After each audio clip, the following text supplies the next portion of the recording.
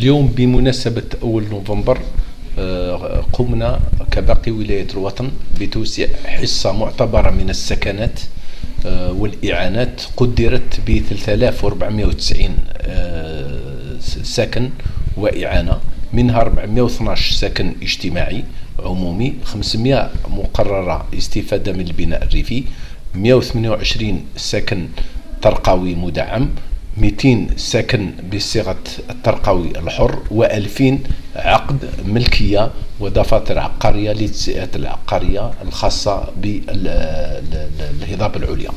للتذكير أنه تم إفراج خلال 2021 و2022 من حصة معتبرة قدرت بأكثر من 18,000، منها أكثر من 8,900 يعني 8,900 بالضبط سكن اجتماعي. تم الإعلان 34 قائمة في ظرف سنة، و44 قائمة منها 34 قائمة في ظرف سنة.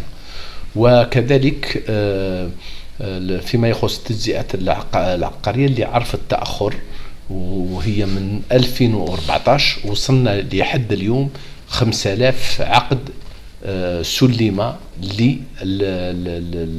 يعني اللي رايحين يبنوا سكنتهم، مع دعم بحوالي أكثر من 125 إعانة.